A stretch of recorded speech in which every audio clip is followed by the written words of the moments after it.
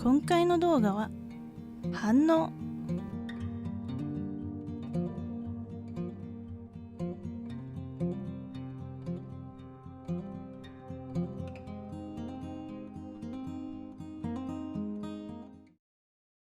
Hi everyone, this is Willow. I'm back for another anime reaction. For those of you new to my channel, welcome. I'm a half Japanese Vtuber who does anime reactions and let's plays. If that sounds like something you want to watch, then like, subscribe, and hit the bell for notifications. Okay, today I'm doing a reaction to, I think a YouTube video that someone recommended to me. I don't normally do YouTube video reactions or anything like that, but I was watching One Piece opening and ending theme songs, and someone requested that I do a reaction to this video, so that's what I'm going to do right now. I did look this up on the YouTube search, and it does seem like there are a lot of other people who have done reactions to it on YouTube, so I might just put the video on YouTube and not like put a redirect link or anything. So yeah, so I guess I'll just start the video now. Okay, it looks like it's about 14 minutes long, 15 minutes long, so just click on the video. For a while now, there has been a certain ominous shadow cast across this channel. You see, as a YouTuber, I'm generally known for four things: my long, in-depth videos, my love of all things shonen, my utterly flawless spelling. Hang on. Like, he's talking about his channel a little bit, but I'm not really familiar with his channel at all, so just kind of letting you know. I usually don't try not to watch too many anime channels because I will just automatically get spoiled on things a lot, and I don't know if this video is meant for people who have already seen One Piece or people who haven't seen One Piece, but I haven't really seen One Piece very much. At least I don't. Of the episodes I have seen, I don't remember it very well, so. And my absolutely perfect pronunciation of the Japanese language. And the problem with those former two is that at some points it means that I need to do a video on the series One Piece. Which is fine, I like One Piece quite a lot, in fact. But the issue comes from how insanely long the series is, currently residing at its 830th I heard the that staggering breadth too. of its world, which, according to the One Piece wiki, has currently 866 named characters. I know That's a because lot. I counted and it took a long time. So how does one talk about such a massive series like One Piece? Well, the answer that I've come to, at least, is the same way that one devours a whale. And that is piece by piece. Okay. One piece. Oh, that's really loud. So, what we're going to do here... So I think what he's going to be talking about is people should watch it in sections and not all in one go or something. Is that what he's suggesting? Today is that rather than go straight into a full-blown why you should watch/read, which, don't worry, we will get to, is to first put out a shorter video covering what I consider some of the broader structural aspects of One Piece, which will then free us up and allow us to take a much deeper dive. I hope there aren't into too many themes later on. spoilers. 'Cause So with this in mind, my I friends, haven't really please seen this show. sit back, relax, and consider this an entree with the main course still to come. And let's discuss the appeal of One Piece. Where to start?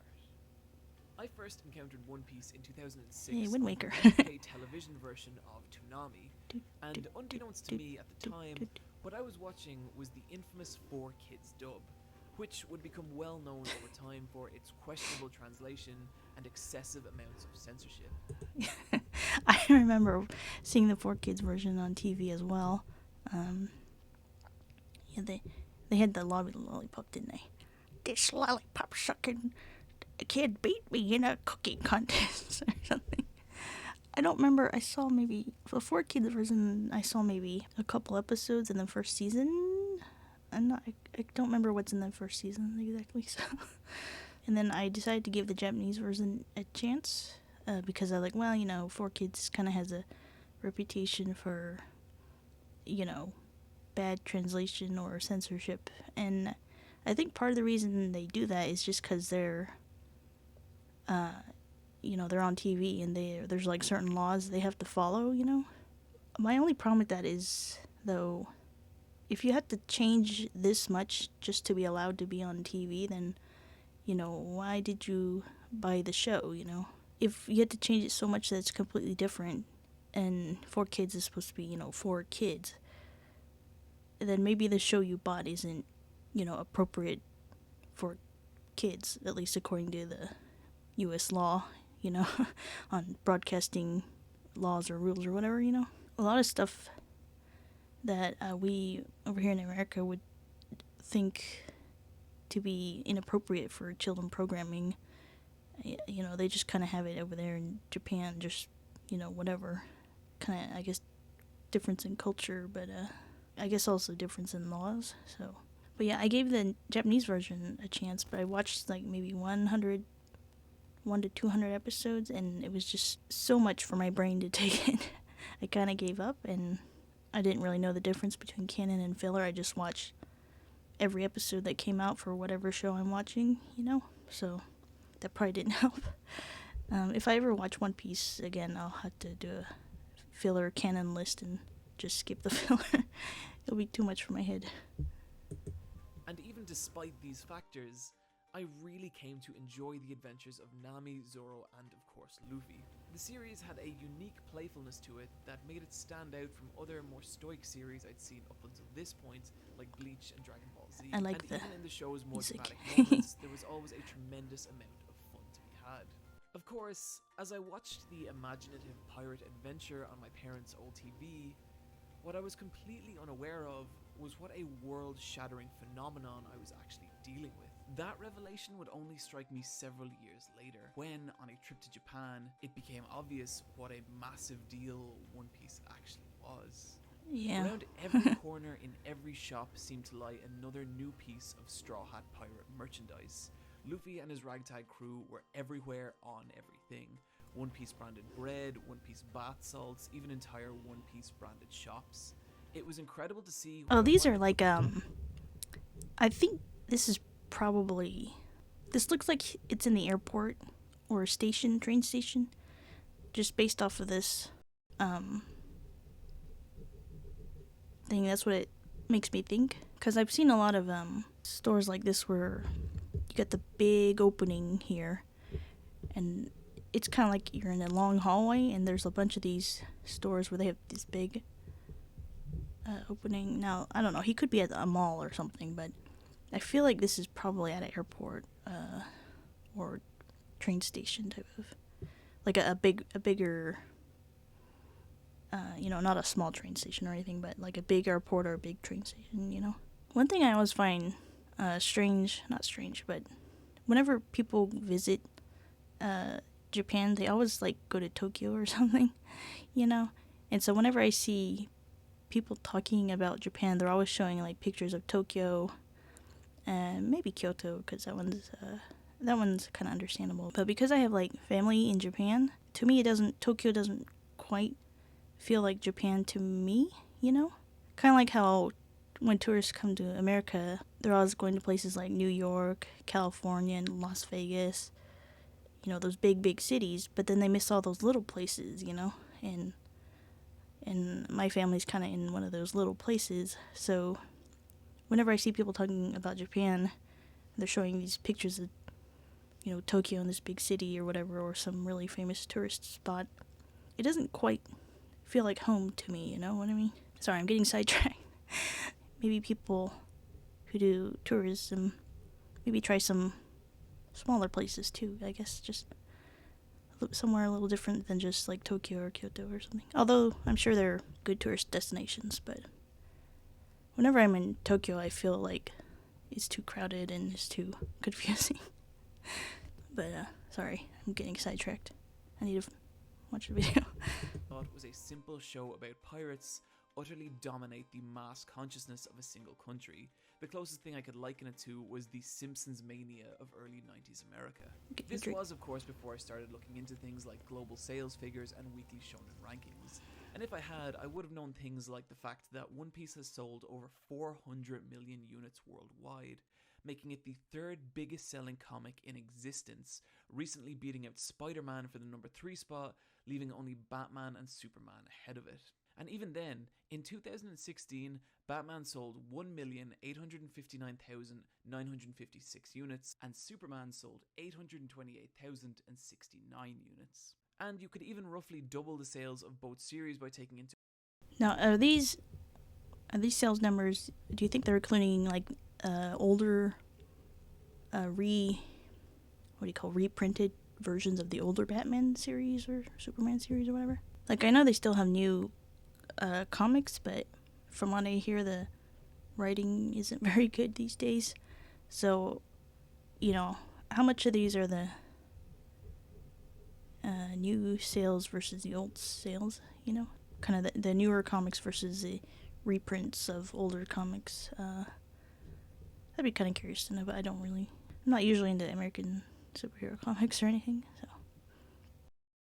accounts all their offshoot titles, and it still wouldn't even come close to the 12 million in sales that One Piece had that same year. And where things really start to get crazy is that if these trends were to continue and One Piece were to run for another decade, it would nearly certainly surpass Batman in lifetime global sales. And if it were to run for another 2 decades, which for Oda's sake I hope doesn't happen, it would surpass even Superman, becoming the biggest selling comic in existence. Now, I'm not saying I think this will happen, but it's a hell of a thing to consider. And so, how has a series about a pirate boy made of rubber managed to capture the hearts and minds of so many people worldwide? Well, to put it simply, the primary appeal of One Piece is the simple premise of adventure. And yes, that is also the core concept of countless other shonen series, but nothing really captures the same sense of scale and exploration as the world of pirates. Our hero on this voyage is the energetic young pirate, Monkey D. Luffy. Hang on. Okay, so he's saying that the show encapsulates the sense of adventure, so I think that would probably make sense, because Japan is a really small country, and a lot of the people, they don't travel to foreign countries as much, so some of them do. It kind of depends, I guess. But you probably see less of that now than maybe you did, I don't know, 100 years ago or something.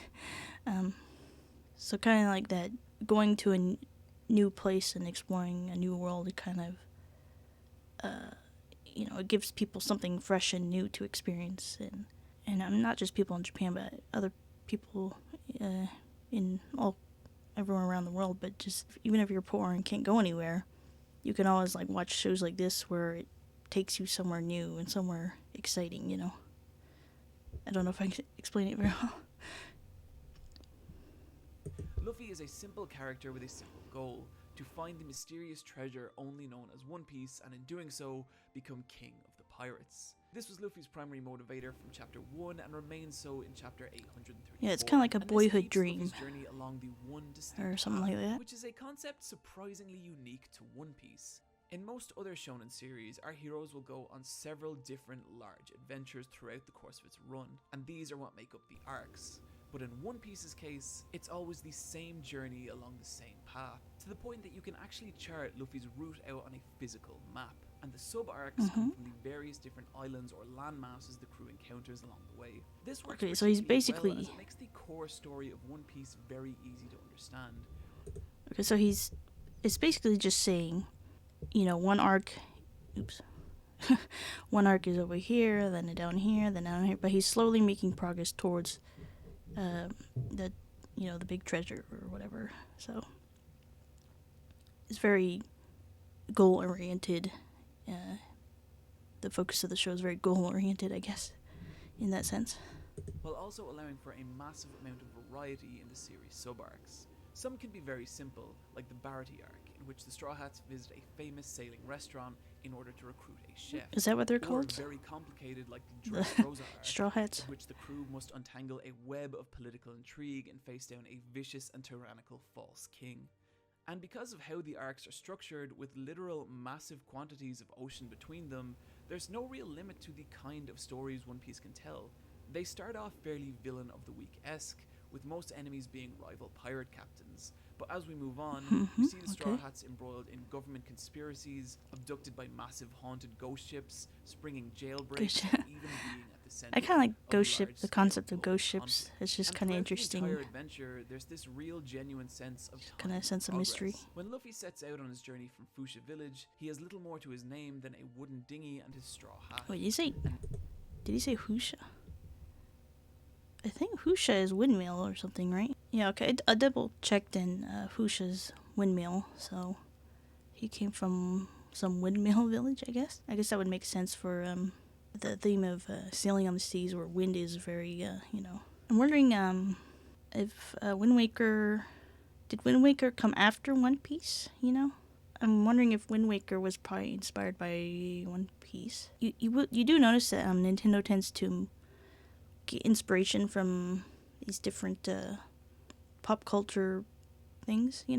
It's like they recognize a trend and they're like, oh, that thing's doing good. Let's copy that and let's do that too, and put our own unique spin on it or whatever.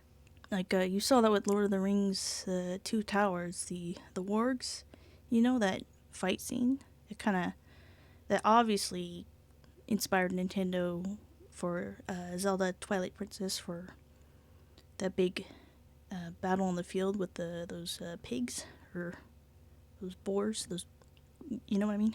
And then also the fight between Gandalf and the Balrog was probably the inspiration for Metroid Prime 3. That boss fight where you're falling down and you're shooting at Ridley. So I think Nintendo has a tendency to take a lot of inspiration from, movies and cartoons and pop culture around them and things. Like even the design of the DS when it came out, it was kind of like, I felt like they were kind of mimicking what Apple was doing with their new phones and their cell phones or smartphones or whatever. It was kind of like, back then it was kind of seen as the new, sleek, sexy design. So I think Nintendo kind of mimicked that with their DS design. So kind of the Wii and the DS kind of appealed to that crowd, I think. So sorry, I'm talking about Nintendo now. But yeah, I think he's making a good point about adventure and the kind of like the boyhood dream. Whatever the dreams that kids have, and how it's kind of like if you just keep working at it, you might fulfill your dream. And there's a lot of nowadays, at least in America, it's a lot of a negative, pessimistic, nihilistic way of thinking in our pop culture. Everything is depressing and sad, and oh, nothing goes right for me, woe is me. There's no sense of wonder or adventure anymore like there used to be in entertainment. I think in America we're probably going to enter an era of where we kind of recapture that spirit. I don't really have any logical reason to say why, but I just kind of feel that way. Like people are getting tired of constantly being told they're a bad person for existing, or they're, oh, you're not doing this right, and you're not doing that right, and, you need to stop being you or something, I don't know how to explain it. It feels like in our entertainment, at least from like Hollywood type of places, it's not even entertainment anymore. It's just lectures and lectures and lectures, and I think people are getting tired of that, and so that's why they'd rather be watching something like this, where it's like kind of the innocence of the childhood dream and adventure, and that, your dreams are something worth striving for, and you might not be perfect, but you're gonna get better and stronger over time. And I feel like we're kind of missing that in our entertainment these days, at least in America. And I think people are gonna start making stuff that perhaps encapsulates that desire for something more hopeful, because it's just been, I feel like the last, I don't know, 5 to 10 years have been, everyone's being a Debbie Downer or something, like they're just, boo-hoo, woe is me, and everything's bad, and life is meaningless, and, it's too negative and too, for some people that probably doesn't bother them, but there are people that really get affected by that type of attitude, you know, and they need some cheering and something happy, you know. I just feel like pessimistic people, like, you weren't put here on this earth to make happy people miserable, you know. I feel like your purpose is to find problems. That's what's making you pessimistic, to find the problems and to fix them. And that way the happy people can be happier, you know. That's how I've been feeling lately. Sorry, I didn't mean to get into a discussion about pop culture and just culture in general, but I don't want to like watch the video and just like say nothing for like 15 minutes, you know, because then it's like, well, I don't need to watch, you know, your reaction if you're not saying anything. So I'm trying to say something, you know. Now, 20 years later, he's an infamous pirate warlord, the world-famous captain of one of the most renowned pirate crews in all of existence, the Straw Hat Pirates, of whom include a master samurai, a technologically advanced pantsless cyborg, and even an undead violinist with a awful, amazing sense of humor. One of the core joys of One Piece is watching Luffy slowly ascend in status and build his crew as each new battle propels him closer to his dream while also increasing It's very his interesting notoriety. superpowers, I guess. It's not ever a story you could accuse of moving quickly, but it is always moving, and I think it's only when you look back that you see how far Luffy and his crew have actually come. Of course, the success of an adventure series is largely dependent on the world the adventure takes place in, and this is another area where the series shines. One Piece's world, to put it simply, is the largest, most intricately detailed and well thought out of any of the long-running shonen series, which may not be obvious from the offbeat cartoonish designs of Oda's artwork, but make no mistake, this is a world of layers with its own government, economy, cultural and racial divides, with many, many different factions, all of whom have their own philosophies and motivations. While Luffy and his crew are often at the center or at least involved in large-scale global incidents, the world also progresses entirely separate to them. Major plot incidents completely separate from the Straw Hats are common, and when they do occur, they reverberate throughout the world on such a scale that it drastically affects the lives of every character in it, such as Porticus D. Ace's showdown with Blackbeard that resulted in Yeah. the Great Summit War. I feel like I need to rewind and listen to that again. Just want to make sure I'm not missing anything. All of whom have their own philosophies and motivations. While Luffy and his crew are often at the center or at least involved in large-scale global incidents, the world also progresses entirely separate to them. Major plot incidents completely separate from the Straw Hats are common, and when they do occur, they reverberate throughout the world on such a scale that it drastically affects the lives of every character in it, such as Porticus D. Ace's showdown with Blackbeard that resulted in the Great Summit War. It always feels like there's a larger picture in One Piece, and depending on the global political climate of the time, Luffy and the Straw Hats' allies and enemies can switch from arc to arc, giving the world this intriguing, ever-changing dynamic. And so One Piece's world succeeds on a grand scale, but what may be even more impressive is the characters that Oda has filled it with. What at first can seem like a cartoonish gag character, Yeah, they're very can through Oda's storytelling become a portrait of life at its cruelest and most tragic. And this information is often delivered through weighty flashback stories, in which we're I mentioned that before, but yeah, One Piece has these really eccentric designs that are unlike anything else I've ever seen. Like, it really makes the show stand out on its own because it's just very, like, strange looking creatures and very strange looking character designs. It's just got a very eccentric art style, I guess. taken through the key moments of a character's life. And while a badly used flashback can utterly kill the momentum of a series, Oda uses them in such a way to give his characters weight, grounding, and motivation that otherwise just wouldn't be possible.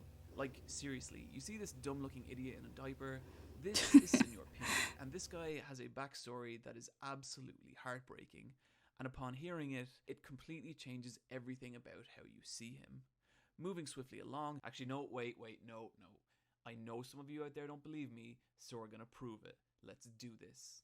No. Senor Pink started out his adult life as a member I'm of getting the spoiled. Don Quixote crime family, where his days were frequently Don filled with Quixote. criminal activity and brutal violence. Until one day, in the pouring rain, he met a woman who he immediately fell in love with. They got married, had a child, and for a while at least, everything was perfect. except that Pink was still involved in the Don Quixote family, which he hid Yeah, I from his was wife for fear that she thinking. might leave him. One day he's called away on a secret mission and disappears for an entire week, and upon returning, discovers that the day he left, his precious son had passed away, and now his wife, furious and heartbroken, Where have I heard this demands an song from? explanation, and he tells her everything. And Yeah, this song sounds really familiar. I don't remember where I heard it from. If you know, please tell me. I'm gonna rewind it a little bit again. For a while at least, everything was perfect. Except that Pink was still involved in the Don Quixote family, which he hid from his wife for fear that she might leave him.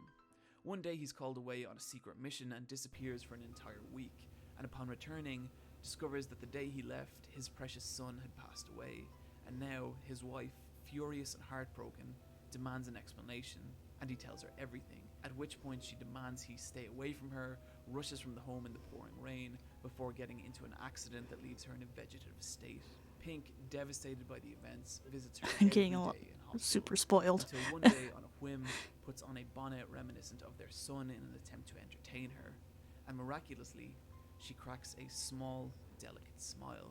And so, for the sake of seeing his wife smile, he continues to dress more and more elaborately, even enduring the ridicule of everyone around him. Years later, his wife too has passed, but he still dresses this way out of remembrance for her and of his beloved son. And so, one of the silliest looking characters I've heard this song. actually has legitimate It's character really bugging me. motivation Where did I hear it dressing. from? And in justifying this, he becomes an actual grounded, tangible character. What really gets me here is that this is one tiny, inconsequential character in One Piece's world. And yet still, Oda manages to imbue him with a sense of depth and grounding many writers fail to give even their main protagonists. And that's to say nothing of the amazing job Oda's done in establishing the main major heroes and villains of One Piece's story. Having so many characters with such fleshed out histories and motivation is the primary factor that makes One Piece's worlds feel so vivid and alive, and makes each individual character feel like a true story in their own right. The last thing I'd like to talk about with One Piece is also one of its least tangible elements, and that is the creativity and imagination that's gone into it. There's always a sense that when reading One Piece, Oda himself is enjoying the world and characters more than anyone. It can be seen in the new and creative ways Luffy uses his at first seemingly limited power. It can be seen in the bizarre I guess for an artist that of many of the world's inhabitants might look, and the camaraderie that might be takes pretty place fun to between draw. Straw Hats, and even in the ever-evolving, unique structure of Oda's story arcs. He always seems like an author not striving to hit a deadline, but an artist creating a world and story distinctly of his own vision. This is something we're going to dig a lot deeper into in a future video. Hang on a second. I'm gonna look at the art style. I really like how manga is black and white. I just kind of like the simplicity of black and white comics, whereas with the American comics, I was never really into the American ones. Like, the color didn't necessarily interest me, per se. But then when I looked at, like, sometimes, I guess depending on the artist, if you see a drawing for an American comic in black and white, you realize it's like hyper detail. There's like so much detail everywhere that if it were in black and white, it would be maybe a little more difficult for your eyes to focus on any one thing. So you kind of need the colors to help focus the eyes a little, I think.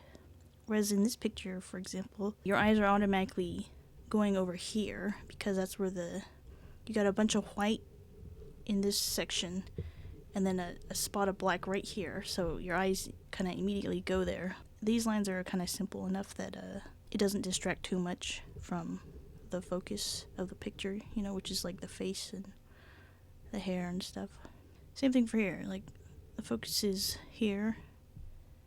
You can kind of see like the hat, but your eyes don't really focus on that. Your eyes focus on what's going on here, you know. It's just kind of like a difference in art style. And I mean, that doesn't mean that American style, there's no focus or anything like that. It's kind of more like going more for realism, whereas manga style, it tends to go for more stylized, you know. It's kind of interesting to see the way he shades. He's got like kind of curved lines, kind of going with the shape of the body. Like, instead of having the lines, like, say, go up and down or something, it's going along the shape of the muscle here. It's kind of curving up, curving this way, curving that way, you know. Giving it more shape by curving the shadow lines a little. Hit a deadline, but an artist creating a world and story distinctly of his own vision. This is something we're going to dig a lot deeper into in a future video, but for now, just trust me, simply no one writes a story like Ichiro Oda. So with all that in mind, where should you start? Well, the obvious answer is page 1, chapter 1. The manga is for the most part a fantastic read, but I understand people's reluctance to get into it given its insane length. And the anime comes with many of its that's own a issues lot. too, such as a weak production run and masses of filler. But if you're curious to know if One Piece really is for you or not, or even if you just want to dip your toe in, allow me to present a different option, and that is the fantastic One Piece Movie 6, Bara no Matsuri and the Secret Islands. Directed by Mamoru Hosoda of the Digimon movie The Girl Who Leapt Through Time and Summer Wars, the movie encapsulates in a digestible 90 minutes I don't think I've seen everything any that of those makes One Piece movies. as a series so much fun, on top of having some absolutely gorgeous animation and character designs, and one of the darkest and hardest right turns I've seen in any film for a while. It requires basically no prior knowledge of One Piece or its world to enjoy, and I think even if you have zero interest in One Piece, seeing The one of animation Japan's style most looks talented directors put his own unique spin different. on the world of pirates is Hang on a second. Let me go back. There's this right here, the animation style, compared to what we've seen, which I'm assuming is from episodes, it doesn't quite look like the same art style. It looks like a mix between One Piece and the old Digimon art style. You know? Like the eyes, and like her eyes right here. It doesn't quite look the same art style. I don't know.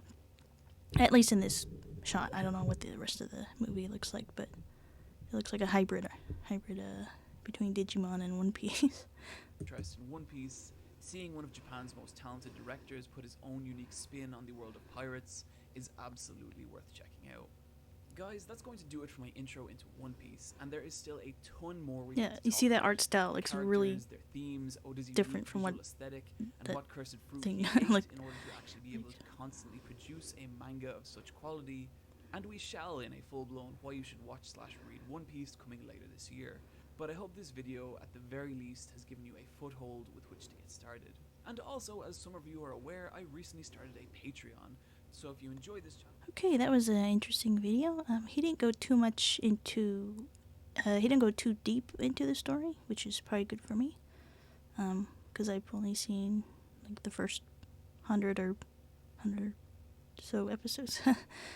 But yeah, I think most of the focus of the show was put mostly on... Or not the show, the video was kind of expressing the themes and the way the story is told. So it's kind of like more about adventure and stuff like that. I guess that was a nice overview of what the show feels like and what it focuses on and things like that. Like every time I watch these like One Piece videos, I keep wanting to play Wind Waker. It's just such a relaxing game when you're sailing on the seas. Yeah, I'm wondering if Nintendo got inspired by One Piece or something like that, because they have a tendency to, like I mentioned earlier, they have a tendency to kind of mimic pop culture or what they think the trend is, you know? I don't know if I'll watch One Piece someday or not, but I think after I finish my anime theme song videos, maybe I'll like hold a poll or something and kind of take suggestions from you guys on what other shows I could watch. Like right now I'm watching Shield Hero because it's a shorter series that only has like 25 episodes. But I don't know, maybe I could do like a series that has less episodes and then a series that has a lot of episodes and kind of you know, react to them side by side so that you know, yeah, I guess I just had to kind of, you know, just kind of hear everyone's recommendations and kind of hear what people want to watch. So yeah, that was a very informative video. I got a little bit spoiled, but I mean, it's just basically one specific example, so hopefully it won't matter too much. So yeah, I guess just thank you for watching, and if you enjoyed the video, maybe like, subscribe, and hit the bell for notifications. And if you have any suggestions for like anime theme songs for me to watch, maybe leave a comment and leave a suggestion or something. I don't typically do these YouTube videos or anything, because right now I'm focusing on anime episodes and anime theme songs. But if you have any suggestions, just kind of leave it in the comments, and I'll see you in the next video. Bye.